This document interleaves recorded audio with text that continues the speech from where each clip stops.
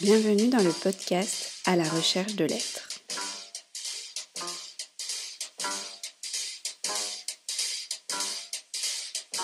À la recherche de l'être est un podcast qui présente l'œuvre musicale d'Olivier Fillet, dont la problématique est comment concilier l'amour de l'existence avec l'ensemble des éléments tragiques de celle-ci.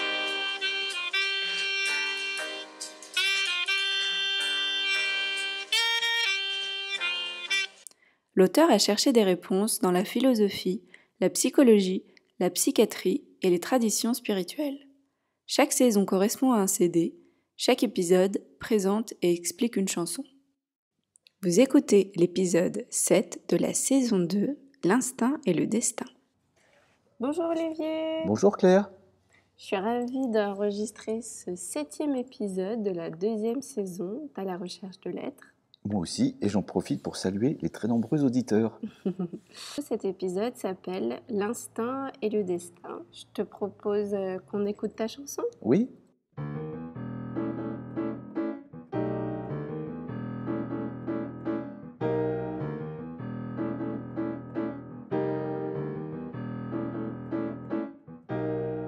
L'instinct et le destin vont ensemble main dans la main. Ils rôdent autour de toi avec un sourire narquois. Si tu n'y prends pas garde, c'est le bal de la Camarde. Mais peut-on éviter la fatalité? Du plus faible des deux, réduire la force, tu peux. Car tu as le savoir, tu as aussi le pouvoir. La force de l'instinct, c'est en toi que tu la tiens. Un défaut vu en face, sitôt il s'efface. Et ce défaut ne peut plus te nuire, ni à ton prochain, ni à toi. Tu peux vraiment éloigner le pire de ton destin, presque le roi.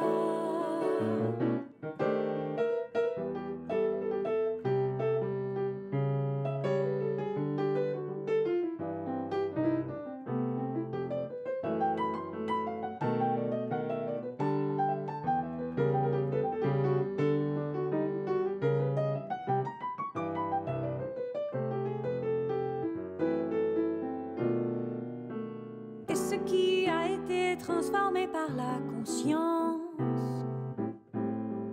ne peut appartenir aux puissances ennemies. Et la fatalité peut garder son arrogance. Du destin maintenant, tu es l'ami.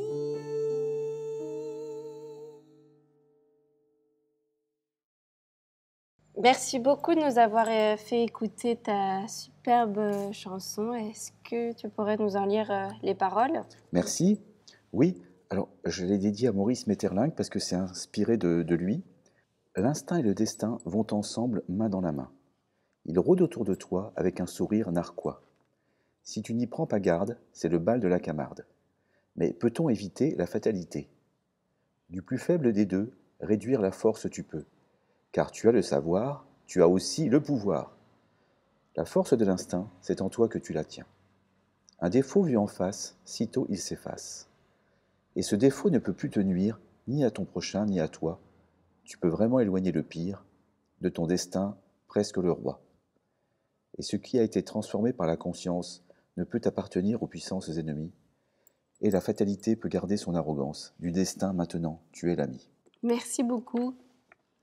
Alors, en fait, ce texte est très largement inspiré d'un livre de Maurice Maeterlinck, prix Nobel de littérature, qui est un écrivain du tout début du siècle, La sagesse et la destinée. Donc c'est chapitre 12. Alors, je te propose que je te lise le chapitre 12 et puis je le commente. Écoute, oui, très bien. Et puis après, comme ça, si j'ai d'autres questions, je te les poserai en cours de route. Voilà. À mesure que nous devenons sages, nous échappons à quelques-unes de nos destinées instinctives. Il y a dans tout être un certain désir de sagesse, qui pourrait transformer en conscience la plupart des hasards de la vie. Et ce qui a été transformé en conscience n'appartient plus aux puissances ennemies. Une souffrance que votre âme a changée en douceur, en indulgence ou en sourire patient est une souffrance qui ne reviendra plus sans ornement spirituel. Et une faute et un défaut que vous avez regardés face à face sont une faute et un défaut qui ne peuvent plus vous nuire et qui ne peuvent plus nuire aux autres. Il existe des rapports incessants entre l'instinct et le destin. Ils se soutiennent l'un l'autre et ils rôdent la main dans la main autour de l'homme inattentif. Mais tout être qui sait diminuer en lui la force aveugle de l'instinct diminue tout autour de lui la force du destin. Il semble qu'il crée un lieu d'asile, inviolable en proportion de sa sagesse, et ceux qui passent par hasard dans la zone éclairée de sa conscience acquise n'ont rien à craindre du hasard tant qu'ils s'attardent dans cette zone. Placez Socrate et Jésus-Christ au milieu des Atrides, et l'Orestie n'aura pas lieu aussi longtemps qu'ils se trouveront dans le palais d'Agamemnon. Et s'ils se fussent assis sur le seuil des demeures de Jocaste, Oedipe n'eût pas songé à se crever les yeux. Il y a des malheurs que la fatalité n'ose entreprendre en présence d'une âme qui l'a vaincu plus d'une fois, et le sage qui passe interrompt 1000 drames. Je voulais juste faire un tout petit commentaire sur la chanson, pour expliquer un tout petit peu avant de commenter plus loin. À un moment, je dis, si tu n'y prends pas garde, c'est le bal de la Camarde. La Camarde, c'est la mort. Hein. Placer Socrate et Jésus-Christ au milieu des Atrides. Les Atrides, c'est descendants d'Atrée, c'est dans la mythologie grecque. En gros, c'est des gens, c'est vraiment affreux, ça les méchants. C'est le parricide, l'inceste, les meurtres. C'est assez terrible. Atrée a eu comme fils Agamemnon et Ménélas. Agamemnon a épousé... Bon, je ne vais pas vous faire un topo sur la... Non, mais en gros, c'est important quand même de savoir ce qu'il parle d'Agamemnon. Hein. Je vais faire ça vite fait. Hein. Il a épousé Clytemnestre, il aura Oreste comme fils. Et en gros, ce qu'ils disent, donc il y a le parricide, l'inceste, c'est-à-dire que Clytemnestre aura un amant, dont j'ai oublié le nom, et qui vont tuer Agamemnon.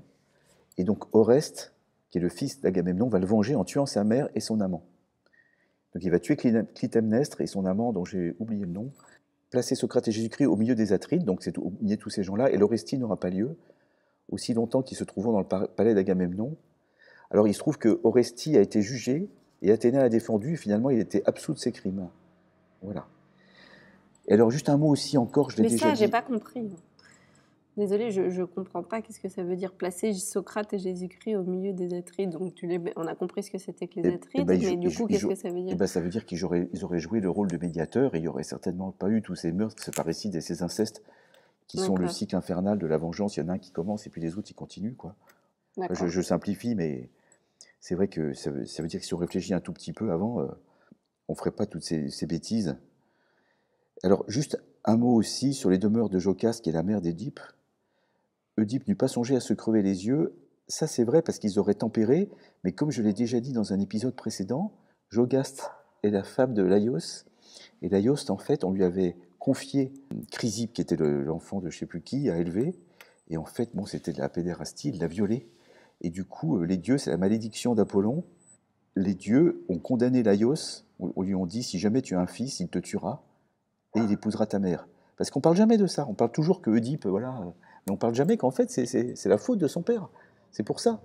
Et donc, là, c'est un peu plus compliqué. Oedipe n'eut pas songé à se crever les yeux. Je pense que, effectivement, Socrate et Jésus-Christ auraient expliqué à Oedipe qu'il est le bouc émissaire là-dedans et qu'en fait, il y est pour rien et que ce n'est pas la peine qu'il se crève les yeux parce que ce n'est pas lui.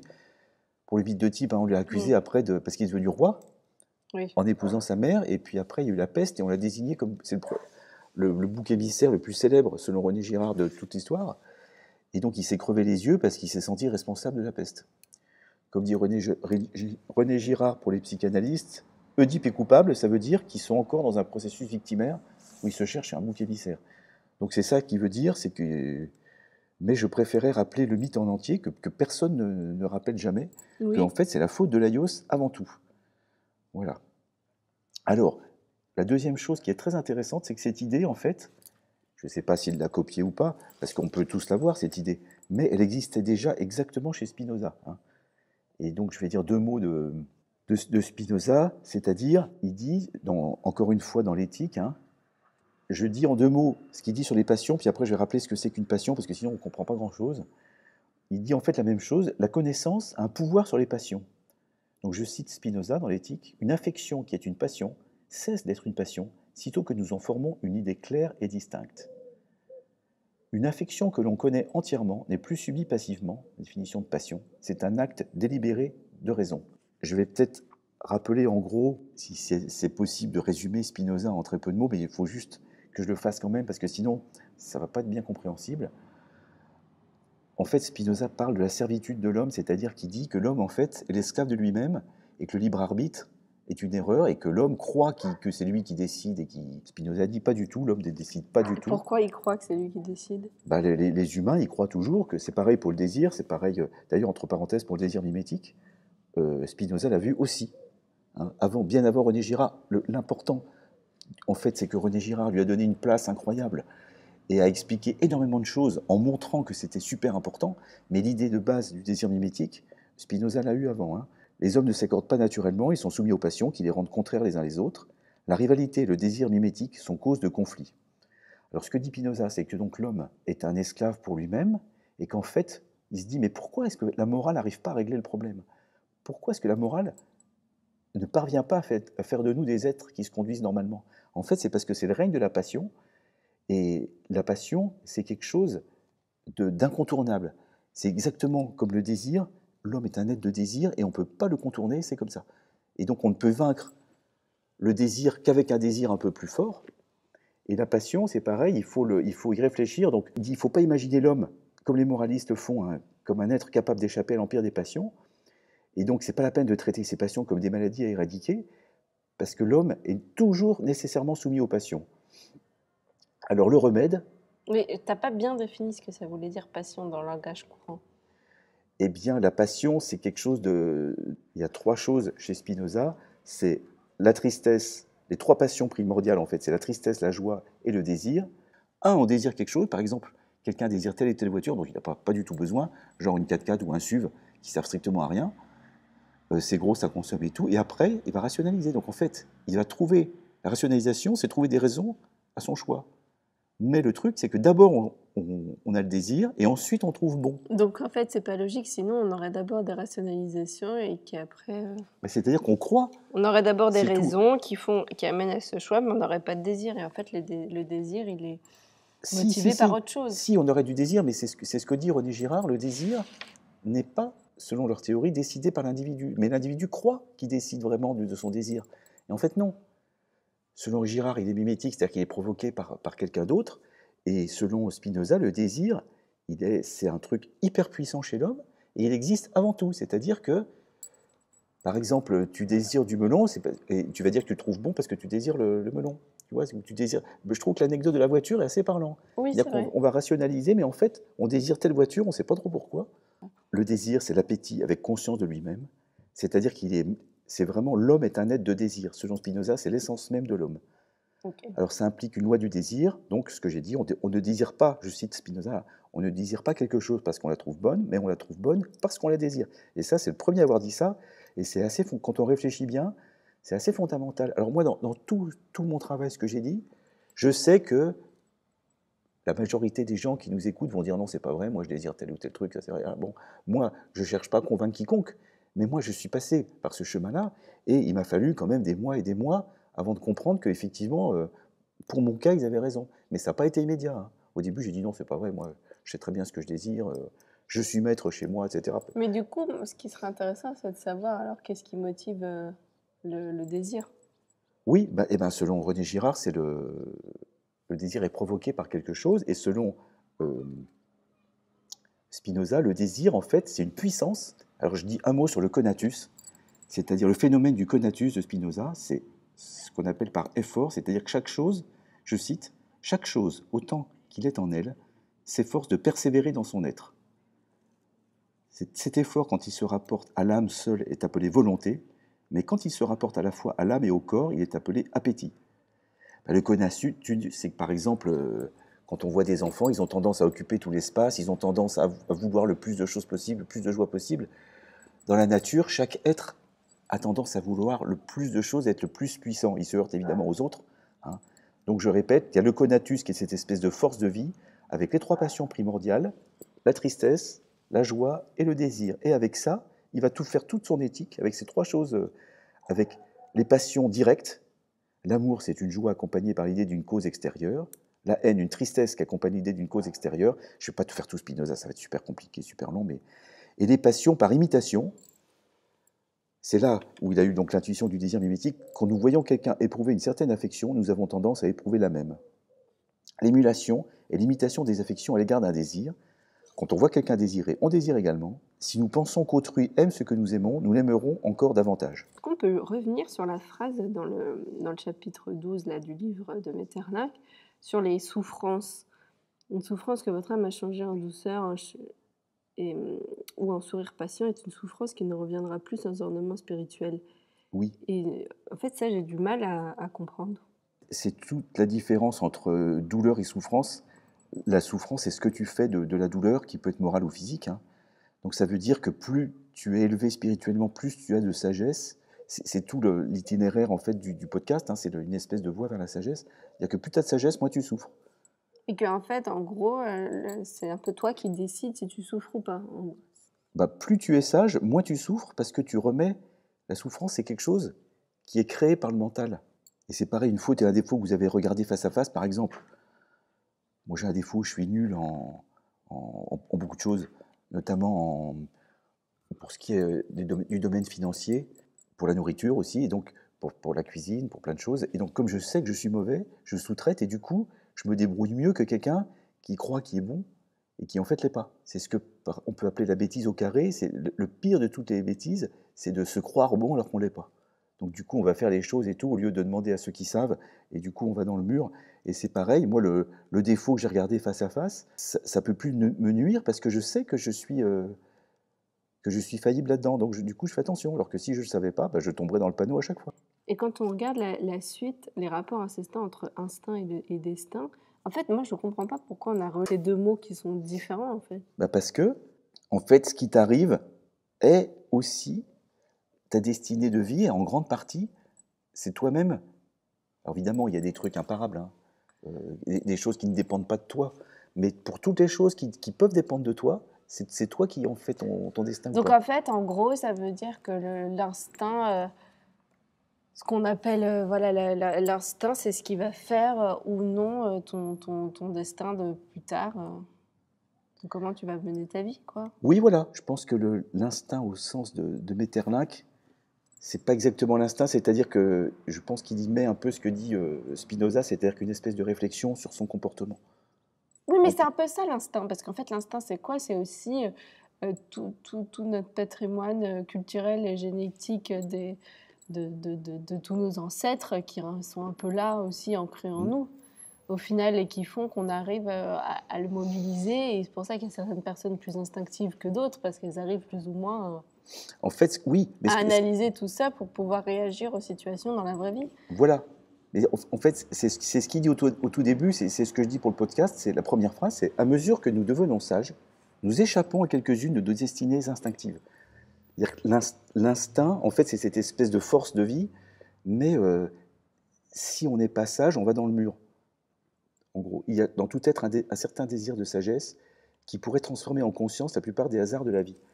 Et c'est exactement ce que dit Spinoza, c'est-à-dire que plus la passion est adéquate, c'est-à-dire que plus tu fais intervenir la compréhension de ce que tu fais, moins tu vas dans le mur. Lorsque je ne perçois pas complètement ce que je fais, que je suis pas, c'est exactement tomber... Quand tu es un peu passif, en gros. Voilà, c'est ça. C'est-à-dire que l'exemple, c'est lorsque je tombe fou amoureux de quelqu'un sans savoir pourquoi. Alors que ça, on sait très bien qu'en plus, c'est des choses un peu, par exemple, pourquoi tu es attiré par telle ou telle personne, parce qu'en fait, génétiquement, c'est peut-être mieux ou quoi. Il y a des gens qui te font peur et tu fuis. Voilà. En fait, il y a des gens qui ne te reviennent pas, mais en soi, ils ne sont pas dangereux, mais c'est juste que toi, dans tes comportements animaux, tu peux te dire qu'il peut te nuire. Voilà. Et c'est pour ça qu'on dit la passion amoureuse, c'est exactement la même chose. Oui, c'est ça. Lorsque je ne suis pas la cause entière et que je ne perçois pas complètement ce que je fais, je suis passif, on dit plus communément sujet à des passions. Et c'est pareil, lorsque je tombe fou amoureux, c'est une passion. Le langage courant dit passion amoureuse, et c'est exactement ça, c'est-à-dire qu'on décide de rien. Donc du coup, on va dans le mur parce que on subit, en fait. Mais donc, en gros, si on peut un petit peu aussi résumer et un peu pour nous aider, il faut essayer de comprendre un peu nos actes et pourquoi on fait ci. Parce qu'effectivement, un même choix, je ne sais pas, de faire telle école. Il y a des gens qui vont faire parce qu'ils aiment bien cette matière-là, d'autres parce que leurs parents voulaient qu'ils fassent autre chose, alors pour les faire chier, ils ont fait ça. Enfin, Oui, tu vois, oui, oui. ce que je veux dire, c'est que, et parfois c'est même inconsciemment, donc un peu rationaliser tes choix et tes actions, ça peut permettre de t'aider pour faire les bons choix, justement. Voilà, absolument. Et Spinoza dit mieux, il résume exactement ce que tu viens de dire, mieux nous nous connaissons et moins nous subissons. En gros, c'est ça. Les passions dépendent des seules idées inadéquates. Mais Pour déjà, faire tes choix de vie, voilà. de conjoint, de lieu de vie, de travail, etc. Et ça passe par le libre arbitre, auquel Spinoza ne croit pas du tout.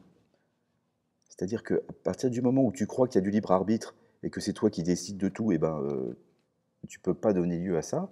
Et si tu sais qu'en fait, il y a vraiment beaucoup de choses derrière ça, et que en fait, le libre arbitre est une illusion, à ce moment-là, on est plus libre, finalement, quand on sait qu'on n'est pas libre, que quand on croit qu'on l'est. Parce que c'est ça l'origine de la réflexion, de la connaissance de soi, c'est qu'il faut quand même douter qu'on n'est pas libre. En fait, c'est une espèce de prison sans barreaux. Après, on est quand même libre des choix qu'on fait, mais ce qu'il faut, c'est conscientiser effectivement le pourquoi on fait ça. Bien sûr qu'on est libre. On peut être libre des choix qu'on fait, mais ce qu'il faut surtout, je pense, c'est ne pas croire qu'on est libre. Se demander derrière chaque truc, qu'est-ce qu'il y a derrière? Est-ce que c'est vraiment... Oui, pourquoi je veux une grosse maison pour Est-ce que c'est vrai? Est-ce que c'est vraiment ça qui me motive ou pas? Voilà. Ouais. Et d'ailleurs, ça rejoint ce que disait Bergson, hein, parce que le libre arbitre selon Spinoza, c'est l'arrogante illusion de celui qui ignore les causes réelles de son action. Et Bergson disait ça autrement, il dit dans la vie, c'est exactement ce que j'ai dit sur le désir, on décide avant de délibérer. C'est-à-dire, en gros, qui veut noyer son chien l'accuse de rage. Oui, c'est ça. Et moi, ça j'y crois vraiment. Hein. Selon Bergson, oui, ça, c'est horrible. La délibération est toujours postérieure à la décision qu'elle prétend renseigner. C'est pareil pour le désir, c'est pareil pour plein de trucs. Mais par contre, c'est vrai qu'on n'atteint pas ça tout de suite. Il faut vraiment réfléchir un certain temps. Et donc, en fait, la liberté, ça ne repose pas sur la souveraineté de ma volonté, mais en fait, sur l'approfondissement de la connaissance. Il n'y a qu'à voir, par exemple, on a déjà parlé de l'énéagramme plusieurs fois. Moi, la découverte de mon type énéagramme a été une révélation, parce que je me suis aperçu que j'étais complètement l'esclave de moi-même. En fait, j'obéissais. Donc, je répète, c'est une typologie des motivations inconscientes. Moi, ma motivation inconsciente, qui est le pilier de ma personnalité, c'est évite les conflits. Et de savoir que inconsciemment, c'était ça là, qui façonnait toute ma personnalité, m'a évité beaucoup, beaucoup d'embêtements, alors qu'avant, je tombais dans les pièges sans arrêt, et j'obtenais exactement l'inverse de ce que je ne voulais pas. C'est-à-dire qu'évidemment, le type 9 comme moi, il n'aime pas les conflits, mais comme il les évite, il s'en retrouve en fait à vivre des conflits bien plus grands que s'il avait eu le courage de les affronter. Mais il est tellement pas libre qu'il ne s'aperçoit même pas qu'il évite les conflits. C'est en ce sens-là que la connaissance de soi-même, par exemple l'énéagramme, est un bon outil. Ah oui, c'est un très bon outil, hein, à condition évidemment, comme le couteau de cuisine, de l'utiliser correctement. Est-ce qu'il y a quelque chose d'autre que tu voudrais ajouter? Oui, juste que, en fait, finalement, ce qui est intéressant, c'est que, comme dans la sagesse, toutes les traditions spirituelles disent un peu la même chose, et bien là, tu vois, tu as Maeterlinck, Bergson et Spinoza, qui finalement disent un peu la même chose. Spinoza, c'est une philosophie de la joie. J'en reparlerai un peu plus tard sur une chanson que j'ai faite sur le péché, qui est une erreur de traduction, mais en gros, Spinoza dit que Jésus, c'est le plus grand des philosophes. En gros, pourquoi? Parce qu'il dit, en fait, le péché, c'est une traduction, c'est un peu une erreur de traduction. Ça, le péché originel, on l'a déjà fait. Oui, mais je redis, oui, mais ça, c'est le péché originel, mais après, il y a une chanson que j'ai faite spécialement là-dessus. Ah, sur Atta? Oui, c'est ça. Oui. Atta, qui est en fait le mot hébreu pour dire péché. Dans la parabole de la femme adultère, que tout le monde connaît, quand il dit à la femme, va et ne pêche plus, Jésus, en fait, veut dire, va et réoriente ton désir. C'est-à-dire qu'il n'y a pas l'histoire de bien et de mal, il dit, je sais que tu as du désir que tu ne peux pas faire autrement, mais essaye de te connaître et de le réorienter. Et je pense que la philosophie de Spinoza, avec ce désir et la réorientation de ce désir, vient en fait de Jésus-Christ. C'est pour ça qu'il dit que c'est le plus grand des philosophes. Donc tu vois, tout se tient finalement. Et Bergson aussi, même s'il n'est pas du tout spinoziste, finalement, hein, il le rejoint pas mal, hein, et je le cite dans une phrase assez célèbre, « Les philosophes qui ont spéculé sur la signification de la vie, c'est ce que j'ai dit au début, hein, et sur la destinée de l'homme, n'ont pas assez remarqué que la nature a pris la peine de nous renseigner là-dessus elle-même. Elle nous avertit par un signe précis que notre destination est atteinte. Ce signe est la joie. » Donc en fait, Bergson et Spinoza, c'est ce que je disais dans une autre chanson, le rendez-vous, il substitue la sagesse de prendre la réalité pour son désir à la tentation de prendre ses désirs pour des réalités. Ce que j'avais dit dans la dernière phrase du rendez-vous, le sage prend la réalité pour son désir. Voilà. Ce qu'il y a de bien, c'est que l'enjeu de tout ça, c'est de convertir le désarroi en émerveillement, par exemple. Tu es coincé dans un embouteillage. Si tu ne sais pas ça, tu vas te dire « Ah, fais chier, je perds mon temps, ils sont tous là sur la route, ils m'embêtent. » Mais si tu changes ça, tu peux te dire c'est quand même assez merveilleux qu'avec quelques gouttes de pétrole, je puisse rouler à 100 à l'heure et puis aller où je veux et d'avoir une mécanique qui tourne bien. Enfin, je sais pas. Et démêlement, en fait, le truc, ça rejoint aussi l'absurde. Ça permet de convertir en fait le désarroi en émerveillement, notamment dans les embouteillages. Alors ça, c'est facile à dire. Hein. J'avoue. Bah ouais, parce que franchement, les embouteillages, Oui, j'ai rien de plus énervant. Je sais, mais c'est beaucoup plus facile de parler comme je fais que de le vivre. Mais ça fait rien. Encore une fois, je ne donne pas de leçons parce que je parle juste de comment d'autres personnes bien plus intelligentes que moi ont essayé de réfléchir. Ça ne veut pas dire que j'en suis à leur stade, du tout. Mais ça veut dire que je sais que quand je suis dans un embouteillage, avant, je ne savais pas ça. Donc évidemment, je mangeais mon volant. Maintenant, je me dis, bon, qu'aurait fait Spinoza? Convertir le désarroi en émerveillement, eh ben, tu vas convertir ton désarroi en émerveillement dans ta voiture coincée. Bah, c'est surtout que moi, je me dis, dans tous les cas, je suis coincée, donc si je m'énerve, je vais me sentir pas bien. Voilà, Donc de toute façon, tu peux rien. Voilà, c'est ça. Bien. Donc C'est-à-dire... c'est déjà, là, je suis perdante de me sentir tout mal à fait, en tout à fait, m'énervant. tout à fait. C'est-à-dire que c'est quelque chose qui ne dépend pas de toi. Donc, quand ça ne dépend pas de toi, tu laisses. En fait, c'est ça. Effectivement, faire l'analyse de si ça dépend ou pas de soi. Ce qui dépend de toi, tu y vas. Ce qui ne dépend pas de toi, tu laisses tomber. Donc, ça te permet d'aimer le monde qui ne nous aime pas, parce que le monde, il est là sans toi, très bien. Hein. Il était là avant toi, il sera là après nous. Hein. Et en fait, c'est la puissance du consentement, c'est-à-dire opposer à la tristesse de la déception, la force du consentement. Et le consentement, c'est la compréhension de toutes les micro-causes, comment tu fonctionnes, etc., qui t'amènent à vivre ce que tu vis. Ça permet de se détacher, et ça rejoint ce que dit donc Maeterlinck, à mesure que nous devenons sages, nous échappons à quelques-unes de nos destinées instinctives. Voilà. Merci beaucoup, et j'aimerais bien réécouter ta chanson. Ah bah avec joie, moi aussi. À la fin de l'épisode, super. Merci beaucoup. Merci Claire.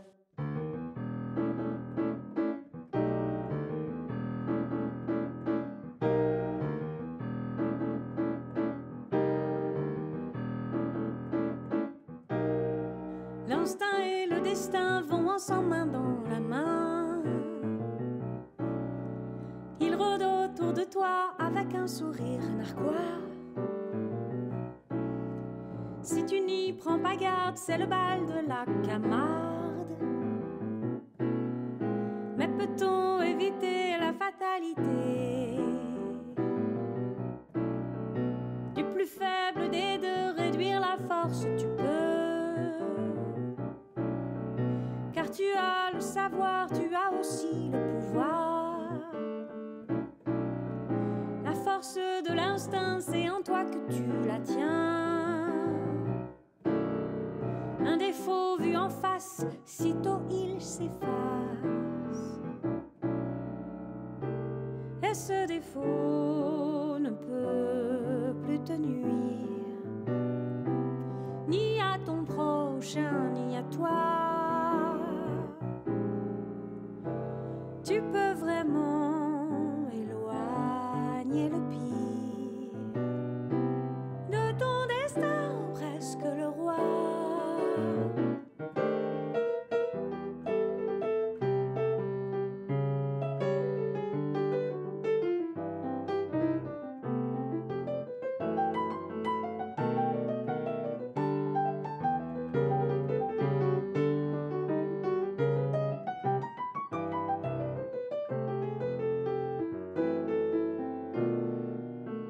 Et ce qui a été transformé par la conscience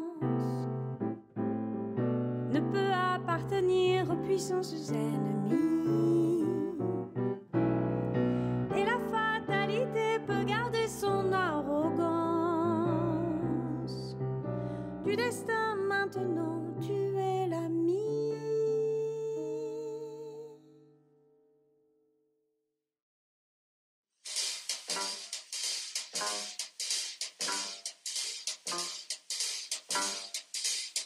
Merci beaucoup d'avoir écouté cet épisode. Nous espérons sincèrement qu'il vous a plu. Si c'est le cas, n'hésitez pas à aller nous suivre sur notre compte Instagram à la recherche de lettres et à nous mettre des petites étoiles sur les différentes plateformes d'écoute. À bientôt dans À la recherche de lettres pour un nouvel épisode.